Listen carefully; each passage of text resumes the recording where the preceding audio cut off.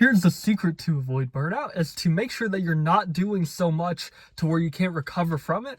You want to be doing only the amount of work that you can do in a week to where you're able to recover from that. The law of diminishing returns states that past a certain point, our effort will actually hurt our performance more than it will help us. So, like, have you ever had a time where you're writing a school paper or you're doing something, you worked really hard on it for a few hours, and then you're like, you know what, I'm just going to work on it just a little bit more, and you decide to do that, and you actually end up rewriting the whole paper, or you end up redoing a big portion of whatever project you're working on?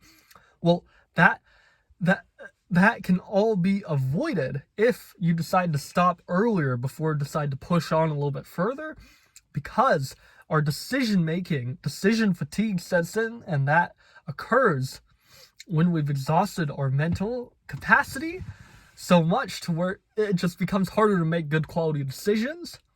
And so sometimes that can lead us to sabotaging our own performance. So realize that is what causes burnout, guys. When we try to push ourselves so much, thinking that, oh, we have to, like, it's this perpetual cycle. We think that, okay, we got to push through to get more stuff done, and then we end up getting tired after doing that. We take a break, and then we feel guilty. Have you ever felt guilty after taking a break, even though you just worked like 8 hours straight? You still feel guilty, right? It's like, come on, I just worked for 8 hours, but you feel guilty, like, hey, dude, like, we're wasting time now taking a break. We got to get back into it. And then so you take a little break, and then you get right back into it and push yourself even more because you think you have to make up for lost time, and then it repeats that cycle, and that's how you chronically burn out over and over and over again, and it feels like you're stuck. It feels like there's no way out. It feels like you want to take a break, and you want to be able to relax, but it feels like you can't relax because you won't let yourself, because it feels like you're unproductive. And that's the issue with burnout, guys. It leads to a lack of consistency, which consistency is what's required for you to achieve anything great, or for you to get any results that you want, because success does not come from what you do occasionally. It comes from what you do consistently, and that includes consistently working. So if you change when you work and how long you work to make it more consistent, more sustainable, then that's when your life will change. That is when you'll be even more productive. Ask yourself the questions, hey, what happens if I could make this easier? What happens if I could enjoy this more? What happens if I did? What happens if I was able to work half the time and actually get twice as much done?